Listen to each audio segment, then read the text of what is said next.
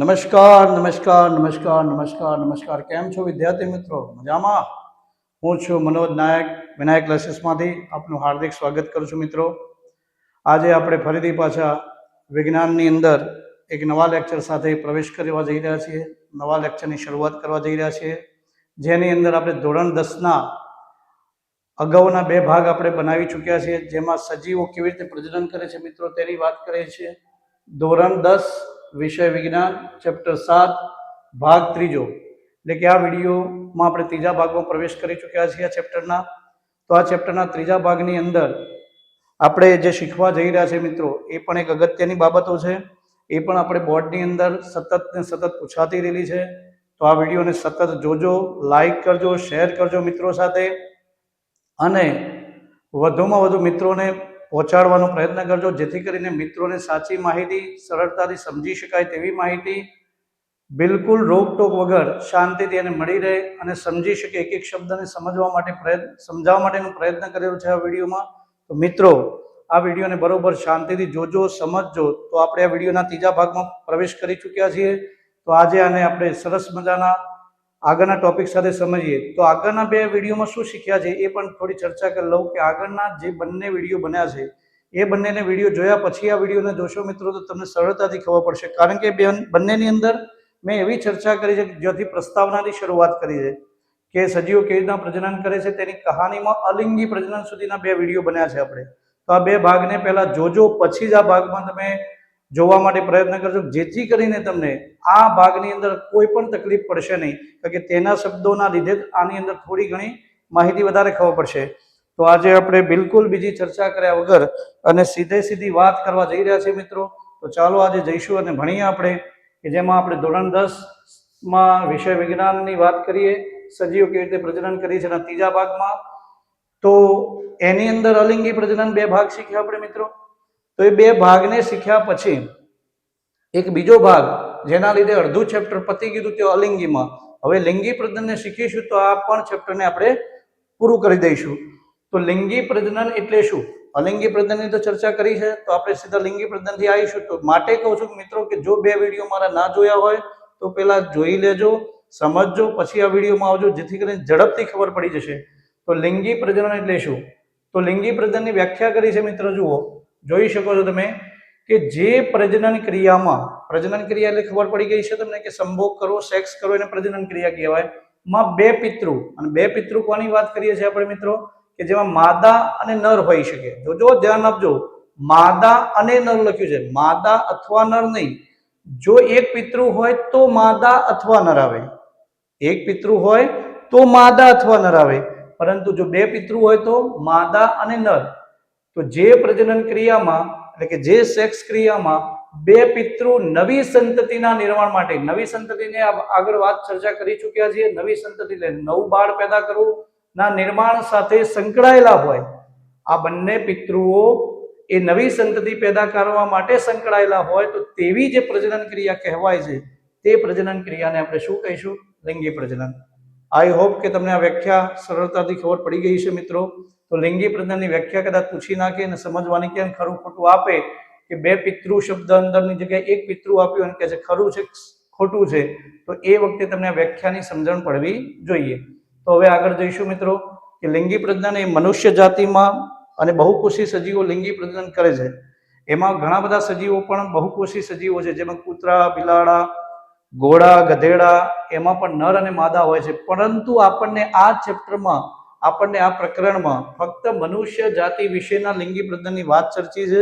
તો મનુષ્ય જાતિમાં નર અને માદા, તો એમાં પુરુષ જાતિનું જે પ્રજનન તંત્ર શું કહેવાય એ પ્રજનન તંત્ર આપણે આજે સમજવાનો પ્રયત્ન કરીએ, કે જેની અંદર મેં અહીંયા પ્રશ્ન લખ્યો છે.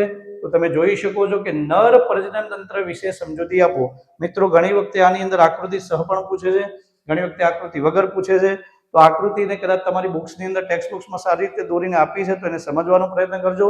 હું તમને એના પાર્ટ્સ, જેને પોઈન્ટ લખવાના છે એ બરોબર શાંતિથી સમજાવું છું, અને જરૂર પડે તો તેની મૌલિક થોડી આકૃતિ દોરીને સમજાવવાનો પ્રયત્ન કરું છું. તો નર પ્રજનન તંત્ર વિશે સમજૂતી આપો. તો એમાં શબ્દ છે નર પ્રજનન તંત્રને મુખ્યત્વે 2 ભાગમાં વહેંચવામાં આવે છે. સમજો, નર પ્રજનન તંત્ર જે છે આપણું, એટલે પુરુષ જાતિમાં જે નર પ્રજનન તંત્ર છે એને 2 ભાગમાં વહેંચવામાં આવ્યું છે. એ કેવી રીતે છે સાહેબ? તો સમજીએ કે પહેલો ભાગ શું છે મિત્રો કે શુક્રકોષો ઉત્પન્ન કરતું અંગ. આ બે ભાગમાં વહેંચવામાં આવ્યું તો કયો ભાગ છે? તો શુક્રકોષો ઉત્પન્ન કરતું અંગ. એક તો એક એ ભાગ છે અને શુક્રકોષોને ફલન સુધી પહોંચાડતું અંગ. ચલો ફરીથી બોલું, શુક્રકોષો ઉત્પન્ન કરતું અંગ એક અને બીજું શુક્રકોષોને ફલન સુધી પહોંચાડતું અંગ. તો આ બે જણા નર પ્રજનન તંત્રના મુખ્યત્વે બે ભાગો છે. બોલો આટલા સુધી ક્લિયર છે? એટલે જ્યારે તમે લખાણની શરૂઆત કરો, નર પ્રજનન તંત્ર પૂછાય તમને મિત્ર, તો સૌથી પહેલા શું લખશો? આ ટાઇટલ લખશો અને આ બે કહાની લખશો. હવે એમાં સમજીએ કે ભાઈ શુક્રકોષો ઉત્પન્ન કરતું અંગ એટલે શું? તો એના વિશે ચર્ચા ચાલુ થઈ. તો શુક્રકોષો ઉત્પન્ન કરતું અંગ એટલે શું? તો એમાં કોણ જવાબદાર?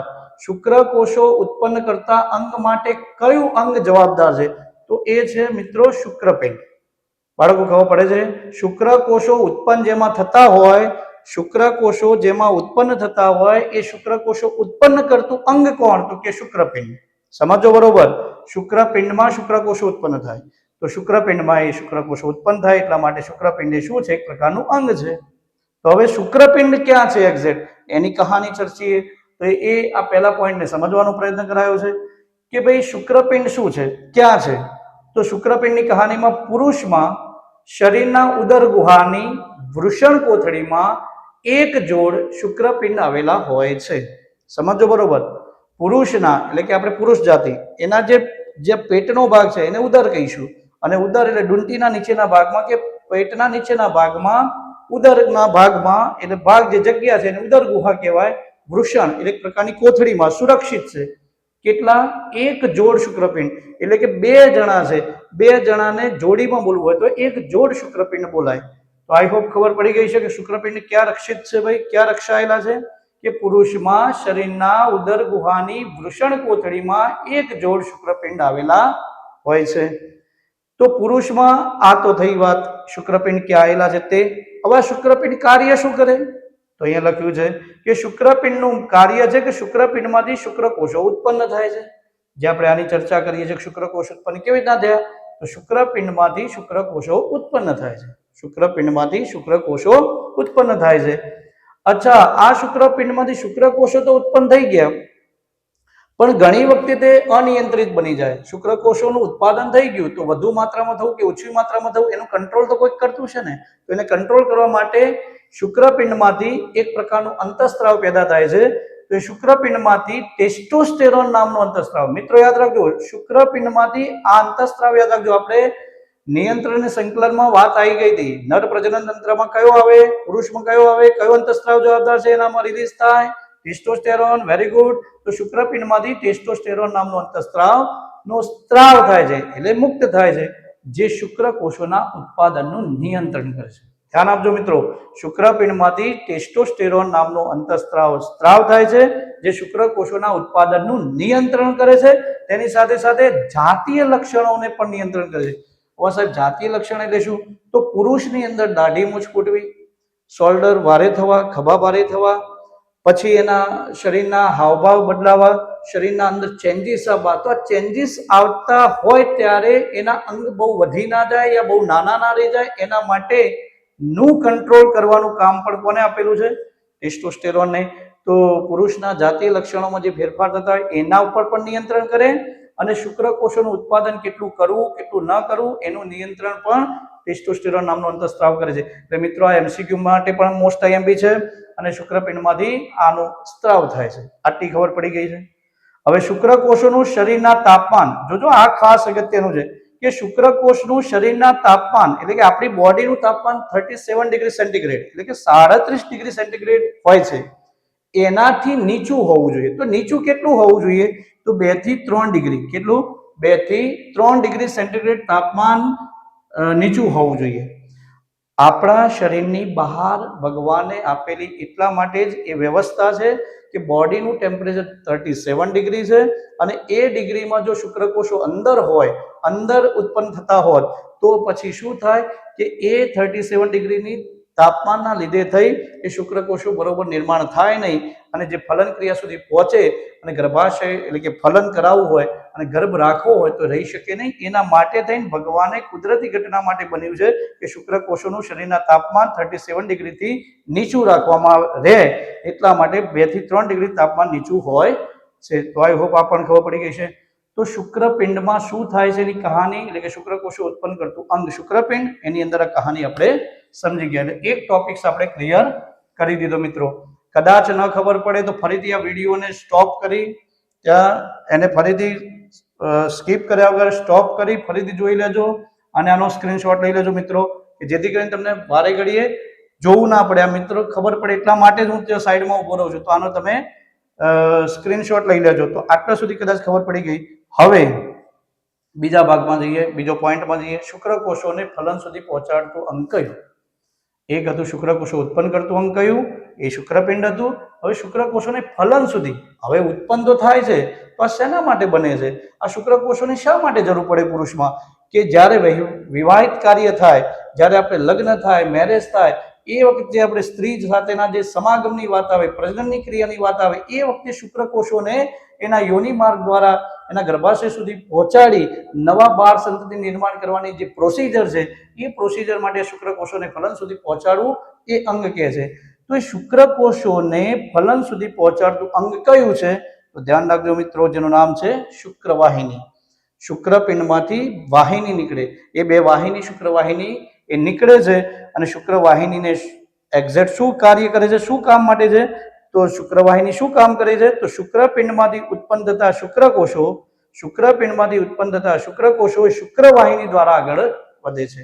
ભાઈ બને છે શુક્રપિંડ જરૂરી છે, શુક્રપિંડમાં શુક્રકોષ બને છે, પણ આ શુક્રકોષને લઈ જવા માટે તો કોઈ કહેશે ને, તો લઈ જવાનો માર્ગ જે છે તેને કહે છે શુક્રવાહિની. જેમ આપણે મૂત્રાશયમાં ભણ્યા હતા મૂત્રપિંડમાં કે ભાઈ મૂત્ર તો નિર્માણ થયું મૂત્રાશયમાં, પણ મૂત્રાશય એટલે કે મીન્સ કે બન્યું મૂત્રપિંડમાંથી, પણ મૂત્ર બન્યા પછી એને લઈ જવા માટેની નળીઓ કઈ છે?